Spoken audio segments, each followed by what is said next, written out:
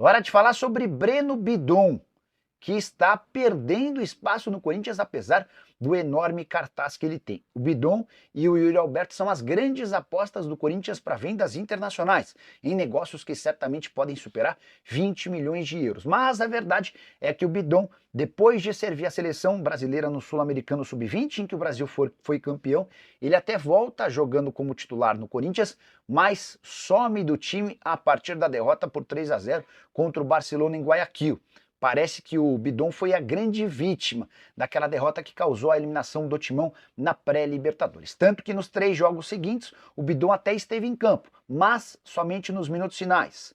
Foram 19 minutos contra o Santos, na vitória por 2-1 na semifinal do Campeonato Paulista, 6 minutos no jogo de volta contra o Barcelona, na Neoquímica Arena, vitória por 2-0 corintiana, e apenas 1 minuto em campo no confronto contra o Palmeiras.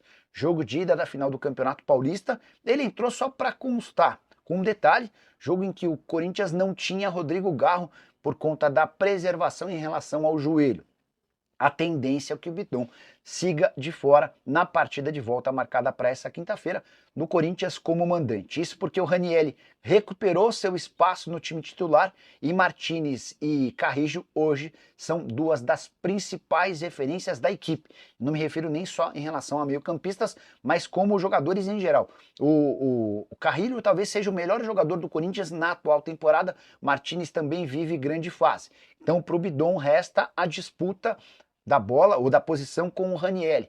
E a impressão que se tem é de que depois da falta de combate do Corinthians contra o Barcelona em Guayaquil, houve a percepção do técnico Ramon Dias de a necessidade de ter um time mais físico, mais intenso e mais marcador. Até por isso o Ranieri ganhou a posição e o Bidon agora é reserva.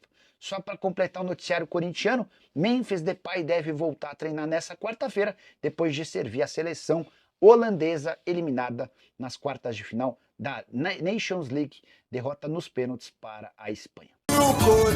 Cá entre nós, imagina, não tem ninguém acompanhando o programa agora. Quase nada. E aí, tá um pouco ansioso, tenso, tá pensando já nesse derby, consegue imaginar essa partida de amanhã em Itaquera? Eu só espero que os jogadores, né, todos os jogadores, não só do Corinthians como do Palmeiras para essa final, não fiquem assim, numa bolha, né, sem ver o que a seleção fez ontem. Quer dizer, a entrega pífia da seleção brasileira. Eu acho que isso tem que levar em consideração quando você vem pro seu clube. Você tem que agora dar a sua vida pelo torcedor, pela sua profissão. Mudar o patamar do seu clube, colocar o nome na história. É isso que está envolvido aí. O jogador tem que estar ciente disso. Então, o lado corintiano dessa história, pra gente contar um pouquinho essa preparação para a decisão de amanhã. Não, o lado do Corinthians tem que vencer. A data FIFA acabou. Mas mesmo depois do apito final, a correria continuou, só que fora de campo. O Corinthians fez uma força-tarefa para ter os jogadores que estavam com as suas seleções à disposição para a grande decisão do Campeonato Paulista. Fretou voos para tentar agilizar o retorno deles e ainda enviou um fisioterapeuta para a Venezuela. Tudo para tentar acelerar o processo de recuperação de Martinez e André Carrillo, que se enfrentaram ontem pelas eliminatórias para a Copa de 2026. Além do venezuelano e do peruano, Ángel Romero e Félix Torres também estão de volta. Memphis Depay retornou ontem ao Brasil e é esperado na atividade de hoje à tarde, depois de marcar com a seleção holandesa o gol de número 47 em 100 partidas pela equipe laranja. Ontem o Timão fez o 6º treino seguido antes do derby decisivo. Esse tchau aí pode ser um até logo.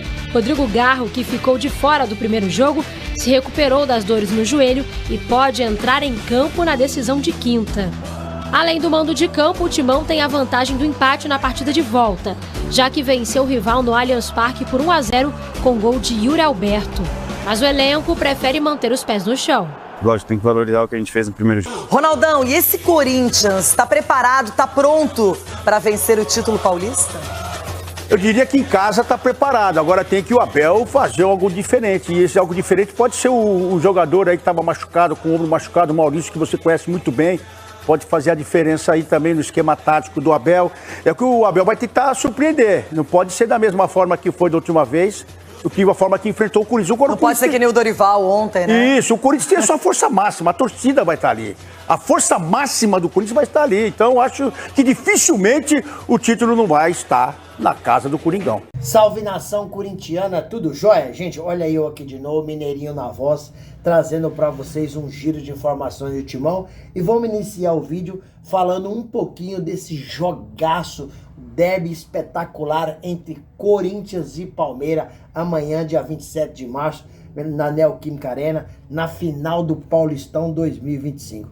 Corinthians, que no primeiro jogo acabou aí vencendo o Palmeiras por 1-0 no Allianz Parque, tá trazendo uma vantagem muito boa para jogar na Neoquímica Arena, mas o Corinthians tem que tomar cuidado porque o time do Palmeiras é muito forte. É um time qualificado e, sobretudo, tem um treinador expert nas decisões. Não é à toa que o Abel Ferreira lá vai para sua 11ª final aí no Paulistão, 11ª aí conquista. Na verdade não é final, é conquista. Se o Palmeiras for campeão amanhã, o Abel será campeão pela 11ª vez. Então, Corinthians, que tem uma baita invencibilidade em casa, precisa fazer jus a essa invencibilidade e continuar. Porque se o Corinthians não perder amanhã, já será campeão, quebrando aí uma hegemonia palmeirense. Porque se o Palmeiras conseguir esse título, o Palmeiras vai fazer um estrago na administração do Corinthians. Porque o Palmeiras perdendo esse título, não vai acontecer nada. Abel vai continuar no Palmeiras, tá tudo normal. E as coisas que acontecem fora do Palmeiras não afetam tanto dentro, porque a Leila não importa com isso. Já no Corinthians, o Corinthians parece mais vulnerável.